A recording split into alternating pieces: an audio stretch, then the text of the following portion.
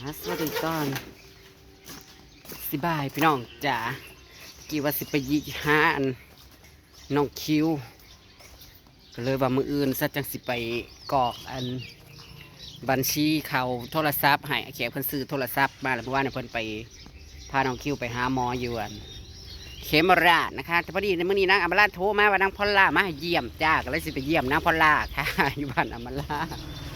นางเอาหน่อไม้มาแกงก็เลยสิไปกินแกงหน่อไม้ค่ะห่อข้าวไปกินแกงหน่อไม้กันบ้านอมราอีกวันจ้าทุกคนเยี่ยมนางล่าค่ะอันห้องก็ว่ามื้อหนาจะไปเยี่ยมนางมาให้เยี่ยมก่อนเลยจ้านางไม่สบายนางเป็นกระเพาะโอ้ยทางมองนี่จะมันเละน้องเอ้ยคอยนะคะ ตรงนี้นะมืนหลวดมันจะมืนหลวดหน่อยเนี่ยส่วนกอไผ่ขาพระเจ้าในขานะจ๊ะเหลืองแล้วก่อนนี้ก็เหลืองแล้วจ้าสร้างไก่ขึ้นไปนอนจับปลาย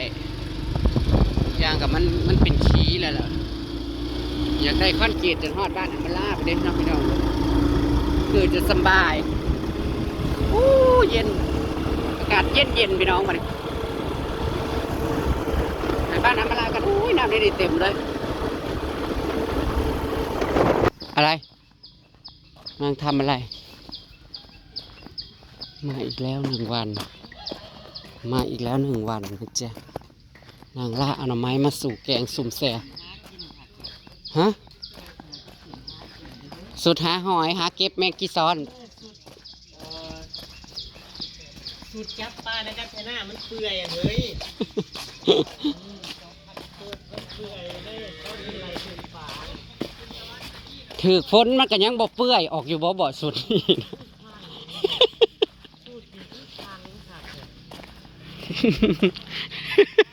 เนี่ยเบิ่งไก่ๆนะ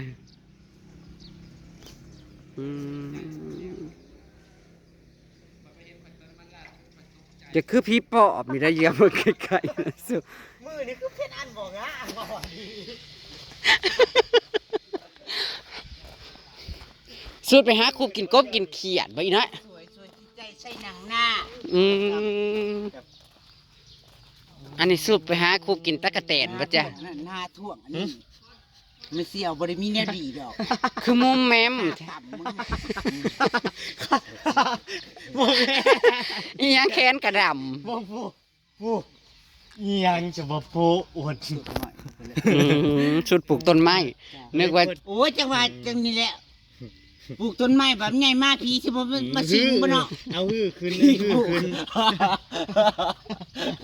อ้าวมันก็จะได้มีผีเป็นเพื่อนไงเจ้าอย่าปลูกอย่างเดียวต้นหมักมีมันมีผีมาสิงผีขนุนผีขนุนปลูกโลดโอ้ในใส่หน่อไม้นะต้มอยู่ปุ๊บแม่ครับแกงอยู่พุ่นบ่นางล่าเอาหน่อไม้มาแกงพี่น้องตะกี้ว่าสิออกนะไอ้แขกยังบ่แห้งอยู่มันกินอยู่บ่โหยลงให้มันแต่ก็โหยลงเทละเครื่องสอบโลดขนาดนั้นเลยไปเยี่ยมนางล่ากันอีล่าสาวหรือบ่ล่ะโอ้ยลูกเพิ่นน่ะก็คือบ่ไปไซมื้อนี่เฮ้ยมันคือมาเฝ้ามึงกระสอบเงินกระสอบทองเป็นสาวแล้วจ้ะเป็นสาวแล้วสอบเงินเป็นเสียลูกเคยแหละสอบทองเป็นใกล้เสียลูกเคยแล้วปลูกยังก่อนนี่นะปลูกแล้ว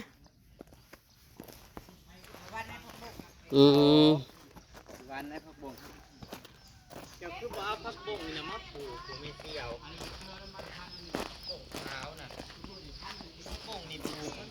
มาละมึงมาปลูกผ้ามึงก็ปลูกสร้างสั้นทีรีแทบบ่ยันฟ้าผ้าบ่มึงก็ปลูกเอียงติล่ะจะต้องมาปรับใหม่ปลูกเที่ยงฟ้าที่ผ้าถูเที่ยงเจาะเกาะอยู่ตัวนี้ก็เที่ยงเจาะเกาะเศร้าหรอบ่เฮ้ยเศร้าเลยกูบอกเคยเป็นกูเลยตกใจแน่นมันเป็นอะไรรถใจมึงแล้วอีน้อยรสชาติมึงนอนเห็ดนอนมึงนอนบิดนอนโอ้ยมันม้วนบ่แบบนี้กูเห็นมึงเป็นหน้าใดมันสิหักกับบ่หักเลยโอ้มันสิหักกับคือสิบ่แม่นกูว่าหาบ่แม่น กูว่าภูมิกระเทยมึงตก เฉพาะเว้ยมึงเป็นกูจังหวะเห็นมึงนอนคนแหละเฮ้อโอ้ยกูเข้าใจ มันหายใจบ่ออก ที่กูค้างเกิดมาก็เคยเป็นหา มึงใส่ซอส หลักกูจื้อ ระวังมึงใส่ซอสมึงสิได้ไปตาบ กูจื้อแล้ว มึงสิได้ไปตาบใส่ สิบทแตะต้องยังแล้วกูด้าน เป็นอะไร แค่เป็นเธอเดียวกูก็ทรมานแล้วก็สิเป็นลูกของมึงกูบ่ไหวหรอก นอนข้างอยู่ คือการเลยมันสิหาย ข้าง ใจ แบ มั บ น ไหน ก็บอกบ่ถึงมันบอกมันเป็นอะไรบงว่า ข้าง อธิบายบ่ถึง เอ๋ คือมันสิเอื้อมนี่คือมันสิหยังมันก็บ่แม่นมันเป็นคือแบบ คอย มาบุญบ้านเพิ่นกับมือได้นอนสงบ แบบนั้น กันดี อันนั้นน่ะซอส บ่ ซอสกับยายนี เล นี่ ยจ้า เมื่อนั้นน่ะคู่ซึกคือทะแม่งคือเป็นห่วงยายนีบาดน่ะว่าสิไปนอนผัดยายนีผัดแซ่บมาเนี่ยวิ่ง คนพาแผล อันหลังจากที่มือน่ะเนาะมือที่มาหาอำลาจากมันมาโทรศัพท์ก็แล้วเสียงพันธิโทรเข้ากับเรื่องของไผจ้าถิ่มไว้ข้างหูกูนอนอย่างเดียวจ้ากิน ทาโพทาเพบริสนบ่ พักได้นอนน่ะนอนม่วน บ่ ไป ทาโพทาเพกับบริสนบ่ แต่ว่าจะได้ปังกูยังบ่ชุนนั่นน่ะปฏิโทรมาไปสิอีหยังก็แล้วแต่ ฮะโอ้ยมันจะแซ่บเหรอไฮริโอแกงเลยแกงเลย เอ้ากระเพาะบ่ได้ไปหาหมอกระเพาะบ่ได้ไปแล้วการมือมัง อาการมันเป็นอะไรเป็นความเคี้ยวกับลดบอตอมความเคี้ยวนี่ลดลงแมันบอที่เวทที่มันขึ้น ที่บอกเลยมันบ่เอาอย่างเลย กระเพาะมันขึ้นกระเพาะมันขึ้นแท่งอะไรแต่ แม่เป็นน่ะคอยต้นนี้แม่ เป็นสิเป็น ภูมิ มึงเนาะ ภูมิกระเทยมันสิต่ำลงเนาะอ๋อ มันแบบโทรศัพท์มันยังบ่จับเฮ้ย เนาะ โทรศัพท์นี่ แน่ 3มือโทรศัพท์ไว้ข้างมึงบ่ได้ทารับแต่ซ้ายแม่อย่างเดียว คันเวลา บ่สน คันเวลากระเพาะขึ้นหีก็สิตายได้ตายเบิด บ่ได้ขึ้นอยากหามอยากจุยพี่สั่ง สิอยากเนี่ย อลิเอลแล ขอเบื่อเด็ดสาวเรา คนโทรมายังรำคาญ คนโทรมาเซิงยังอยากยังรำคาญเหรอโอ้ยกูยังสิอดเอาอยู่ได้กันว่ากันโทรมาเซิง ตายแล้วรักชายคุยกับเราผัวปะเบิดเหี้ย อุ้ย เป็นพ่อในทุกผัวปะเด้อมึงน่ะ เพื่อสิได้เมียเฒ่าเมียอันน่ะป่านนี้เพิ่นสิมาปาสิหาใส่ได้เอ้าลองปลาเบิ่งดูเจ้าปลาไปเอาผู้ใหม่บ่ได้คือข่อยเด้อ คนตรงแหงอยู่ กะแหง ชื่อก็เลยว่าเฒ่าของตายอีก บ่เด้อมื้อนี้ก็ได้เท่าใดดอกผูกเขาฝนตกจนเที่ยง ดอกอีหยัง กระดากดอกกระเจียวบ้าน อีกไม่นานก็คงจะเจ้า ไหน ฮะบ้าอีน่ะมันบ้าอีน่ะมันบ่ได้อันนั้นมันบานสะพรั่งพงเบิ่งแน่ผู้ดอกไม้มันบานสะพรั่งเอา มันจะอ่อนดอกดาวเรืองมันนะ มันบ่ได้ใส่ดาอีดาวโรยอีดาวเรืองดาวบานได้นั่นน่ะ มันดอกไก่ดอกดาวเรืองมัน โยมันมาของไงมันก็ดอกปลูกแต่ดอกใหญ่ๆแล้วบักเครือมันก็โดยสังกปั้นเมื่อวานนี่เด้เอามาป่นกินหันจนแก่เลย นี่เด้ไปเก็บ โอ้ย กูกินเกลือกูจะเก็บ จับมาเด้ มันเสียดอกไปใส่ติ๊บข้าวไว้เด้ จะไปเก็บเมื่อกินอยู่นี่มัน เก็บเมื่อแน่ ปลูกประดับประดับ เมื่อวานเนี่ยมันจนเอามาตำเต็มคกไม้วันนั้นจนอิ่ม เราปลูกไว้ผู้ชาย อย่าว่าโอ้ยผู้ชายกับลืมเสียดาย ผู้ชาย ผู้ชายกับบ่แม่นแฟนละ ปลูกไว้แต่แฟน มานางลาวน้ำใหม่มาน้ำใหม่นางน่ะโป่งละแกล้งเลยโลด จำเขาเพื่อน ใช้บอกพีกยังบ่ได้ เฮ็ดเฟื่องเจ้าน่ะ ยังออกอยู่ ดีเด้อเฮ้ย ยังออกอยู่บ่ ไอ้กูตื่นมาจะขายกูเก็บเป็นเพื่อนเด่นหม้อหนึ่งเน่า เอาแค่เอาเสื้อมันโห้ยใส่สื่อเนาะ สิไปกินเห็ดเพื่อนเหรอ เอ้ยโอ้ดีเนาะนึกว่ากูนึกว่ามันเขาไปตั้งใจปลูกเขาซื้อเสื้อเขามาวาน มันยังมาไข่ใช่อยู่บ่ห้างนกนี่ เอาเปลือกมาเอาเปลือกมาทบไอ้ตัวน้ำไม้อยู่แล้วนะ ยังคือมีอ่ะนะมันมา น่ะมันมีขี้ยังไงแล้วมันจะ จะกับแม่ไว้อะ คันเด้อกูน่ะ และ เป็น ซื้ ลู อก เสื้อมาวานเอาไปปลูกจริงจังเอาเสื้อมาวานไว้ซื้อนั้นน้ำเพื่อนเท่ามาคุมก้อนน้ำไม้นะออกดีไหมกินจนเมื่อยกินอะไรก็กินซุมมือตื่นมาตะเก็บนะ สั่งยาอันดีโมนามานี่เขาว่าดีคันดีกะกี่เกือนดีสังคังดีทุกอย่างบ่มันคันเป็นตุ่มเป็นคัน ทั้ง นี่ ที่ เดี๋ ใช้ ยวนี้ ทั้ง นะ หลุมและทั้งเทิง ทุกหม่องโลดอวัยวะเพศทุกส่วน ขั้นไง คันทั่วพระวรกายเลย เป็นอะไรอ่ะตัวนั้นน่ะ มันคันทำกินอือ เลือกไปเนาะ เพื่อเป็นน้ำใสอันหยาอันนี้ละคันมันเลยนี่ ชยาแพ้ โอ้ยอย่างาม บางทีเราแพ้ แพ้คนน้อย ก็ไปห้า การสิบ่แพ้แต่ว่าฉันสิไข่ขึ้นก็มั่งบ่มือนั่นน่ะใส่ กูนั่นแต่ก่อนกูมักกูใส่ครีมขาวแต่กู ก็จักว่าแม่นอยู่บ่จักนี่น่ะมันคันแถวขาแถวแขน หักเบิ่งให้นักเก่าจนเลือดย่อยโอ้โหเบิ่ง คนบ่เคยใส่ว่า เพราะมันคันทางในอีกปุ่นจักมีแต่ท่าแต่ทางนอกต้นไม้คือมันคันอยู่ทางในอีกปุ่น ในหลัง มันแผ่เนาะมันแผ่ มันแพ้อยู่ทางในมันเป็นว่าคันอยู่ทางนอกเลยกับบเศร้ามันสิ ตะกี้ว่าคันจะได้ตีนว่าเป็นน้ำอันเล่นน้ำเนี่ยคันน่ะมันเคยคันพวกแต่เก่าเด้ มันต้องกินยาปุ่นหลุดมันคันทางใน กินยาแก้แพ้กันคันที่จะแก้แพ้ไปเปี้ย คุณแรกก็รีบยาไปแล้ว ไปลงไปเอาอึ่งมันจะทอด ก็ใส่จักเทื่องล่ะ เลือกในตัวไข่เด้อ ตาก็ได้อื่น มากินแค่น้อยที่เขา บ่เด้อเฮาบ่เคยกินแกงอะไรใส่อื่ แม่ น นบ่ บอกใจ เขามีแต่ใส่ปลาแดกอึ่งผมไปเอาอึ่งใส่แกงไม้ บอกไปบ้างกับประเด็กอื่นสมัยก่อนจะกินอะไร มัน แซ่ บอกเปื่อยอึ่งมาต้มจะเขาแกงไม้ บ้านจะกลัวไปบอกคนเลย พอมีพ้นบอก โอ้ได้รอเขามาไหนล่ะ อึ้งเหรอเจ้าคือได้อึ้งก็เจ้าคือได้อึ้ง เขาคือได้อื่นไว้แท้ แต่จะไปหายังเล่นใช่ไหม นี่แหละแรงเลยมันอันนี้ หัก น้ำอ้างไว้ทั้งบ้านชุดตัวมีอยู่แล้ว พวกเคยไปยังอะไรเลย อยากครบกินแรง ใครบอกไปดี ยังอึ้งน้ำมอด สิมากับบ่มา เด้อแล้วใช่ไหม เราอย่างกูเมื่อกันเด้อไม่เท่าแล้ว หมู่บ้านเมืองบ่ได้เพิ่นน่ะได้ ได้แล้วคนดังเนาะ อุกงางดังก็อึ้งดังก็ฮอดอึ้งแม่ค้าขายอึ้ง มาตะบานเขาพี่เจ้าเลย ไม่น่าแม่ค้าขายอึ้งก็คือกันอย่าบอกกับอึ้ง โอ้ยจะเป็นคือมิตรนาคือเมียเคยว่า ป้าดเป็นแต่อึ้งแม่ค้า คัดหาอย่างดีเลยนี่พอสนุนสร้าง ไข่โลไหน โลเท่าไหร่นั่นน่ะ 300 เฮ้ยอันยังเด้ ไทยล้วนๆจ้ะ กินแล้วแห้งก็สิค้านเติมเลยนี่นะ นี่ ป้าดอึ้งน้อย3ตัวนี่กะ ซื้อมา โอ้เจ้าก็หับมา นี่ครับมา โลละ300วันนี้ ฝนตกอึ้งก็ออก นี่ก็เอา ฮะโห หน้าคืออึ่งนี่ก็ยังอยากกินอึ่ง ใหญ่นี่ตัวใหญ่เขาสนุนเป็นคนนี่แหละ โลละ300พี่น้องเอ้ย ตัวรวมนี่โลเท่าไรสามเท่า ตัวรวมมัน208 อ๋อ308ตัวไข่300เลือก ไข่เต็มท้อง นี่ตะไคร้บ่ล่ะ เต็มที่เลยสนุนเลือกอันนี้นะโลนึงขีด ลาบมึงเบาบ่ละ 100เจ้าก็กิน เอามาละมึงบ่กินบ่เอิง มาเด้อมาเด้อ สิข้าวบ่กินเอิง กินบัด นี่หยังลูก เลือกตัวคล้ายๆมัน มานะมีความสูงด้วยมาพันนะเอาเงินมาจ่ายแล้วไหมเฮ้ย โลเท่าไหร่ แถมเฮาบ่ 300แถมเราได้ขีดหนึ่งนี่แถมเราได้อีก อันนี้ไข่บ่ในช่วงนี้นะ อันนี้คืออึ่งไข่ ขอจับ อันนี้อึ่งโคก อันนี้อึ้งยังอันนี้นะ นี่แม่แถมให้เรา อันนี้นะ หมักแดง อึ้งหมากแดง แม่ มันสีแดงนี่นะ เห็นเลยไม่หายเลยไม่หายไม่หาย และอันพวกนั้นนี่นะอึ้งเผาบ่เขาเอ้ย ห้องยังง่ายอยู่นะ มายายมาซื้ออึ่ง มันสิแม่ไปมันจะต้องมาทวงหนี้กูว่ามันบ่แม่หรอกวะ อุ้ยมันคือพองแท้ อันนี้ก็ เฮ้ ได้ ยมากินมาเจ้เอ้ย แล้วยันหน้าคืออึ่ง โอ้ยเนาะ มาเบิ่งมาเด้อไปได้อยากกูได้อยากได้อึ่ง อึ้งอ่างอึ้งอ่าง เอาเงินมาง่ายเลย เป็นหยัง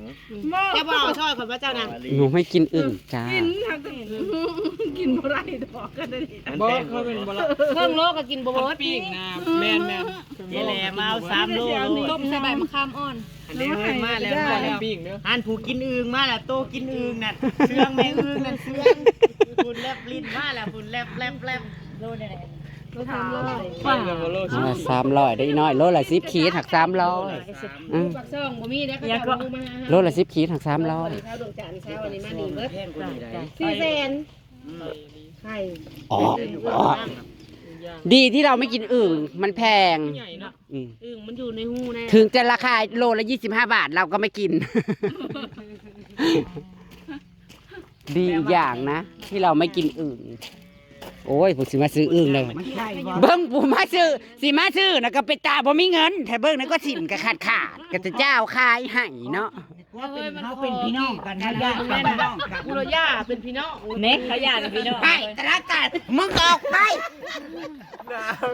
นาก็กันพวกกับอึ่งโอ้ร้านกะหัวเอาซื้อ หันละเฮ้ยคนมีเงิน เออเขาใส่กันนั่นนี่เนาะ คนมีเงิน มึงขายต่างคนโบอีภาคตายมึงซื้อมา100มาขาย300 ให้กูไปแตกเลยก็บอกเลยเลย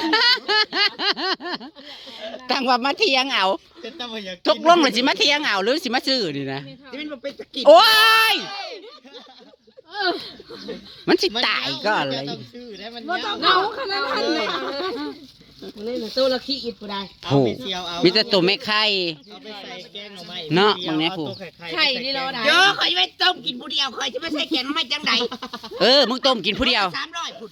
เจ้ากินเพื่อเจ้ากับปวดแกงปวด ต้มกินผู้เดียวแล้วมึงแพ้อึ้งแล้วบ้านละไผสิเบิ่งมึง เออ เอ้า มาวันหน้าคืออึ่ง ตื่นมาผ่านาใครอึ้งคืออึ้งนี่บ่ได้มีไผเบิ่งมึงเด้อ นังแดงเลือดตัวเดียวนะให้เอ็นเจ๊นะ อันนี้มัน นั่น งามๆนี่เขากิน เบิ่งบ่เป็นตาบ่มีเงินผัดเอา2 โลผู้ได้ลาวนะ คนนี้แหละคนมีเงิน เนาะ บางแน่นะคนมีเงิน ซุมแต่งตัวดีๆนะโอ้ ตัวนี้นะบ่มีเงินหรอกมาเสียใส่ให้ พอได้แต่มาเบิ่งซื่อ ก็ได้แต่มาเบิ่งซื่อๆนี่บัดคน ๆคือยายมานี่ก็บ่ซื้อเพิ่นว่าแต่งตัวเด้ดูดี เบิ่งแน่อีน่ะแต่งตัวคืออย่าจกนี่ คือขอทานนี่เพราะว่าซื้อ2 โลจักแหละจักว่ามันเซ็นบ่จักถ้าเบิ่งเฮ้ย บ่เช่นได้เฮ้ย เอา เงินเข้ามา น้อ มึงสิมา ของซื้อของขาย กูมาทางนี้แล้วมึงเอาเงินนี่เลยเห็นไหมแล้วมึงโอนมามา เออ โอนสิโอนให้มึงเนี่ยมา กูบ่มีบัญชี บันแตบมึงมีแต่มัน เงินก้อนให้กู เอายังอยู่เงินน่ะ ทำไมอ่ะมาลาเนี่ยเฮ้ยมึงจะเอาทำไมมึงอ่ะ สิย่างหัวอยู่มึง กูก็ว่าอยากให้ยืมนะบ่มีเงินให้ยืมนี่ กูนายหมูนายเสี่ยวบ่มีเงินมีอะไร มีเงินติด200คือกัน คือบ่เอามึงแดงมันยังว่า ป๊า ให้ไม่ได้กิน ดตัวไข่นะ มันบ่ไข่มันแซ่บมันนัว ผลหน้าแบบบ่ต้องใส่เกลือ สิมาเขากิน ตัวนี้คือสีลายๆตัวผู้บ่นี่นะอันนี้เมียมันทำไมเมียมันใหญ่จัง อันนี้กูเอาอึ้งอันนี้ให้มึงเลย อึ้งหยัง อึ่ง อันนี้ ข้าว คือหวย โอ้ยตกเลย อึ้งหัวอึ้งโคกเป็นแตกต่างกันไหน แตกต่างความแซ่บ อืมตัวใหญ่กูอ่ะ นัว อันนั้นบ่แซ่บบ่ อันนี้มันเนื้อมันแล้ว นี่แม่ เพิ่มอีกแหนมันก็สิต้มให้ไม่ใหญ่กิน กูตื่นตั้ง3โต4โตยังไงกูเพิ่มอีกอยู่สู้ตัวเต็ม ได้แกงหน่อไม้ บ่ได้ยาใช่ได้กูบ่กิน กูก็ได้แกงหน่อไม้ มึงมาเจออะไรยังไง เป็นมุมแลนเลย แน่นอนถ่าย4โตยังกำเอากูอยู่เลย ครึ่งโลแล้วดื่มนะครึ่งโลแล้วตกลงเลยซื้อหรือป่นบ่ตกลงเลยซื้อหรือป่น ป้นเอา ไปคันไปมัน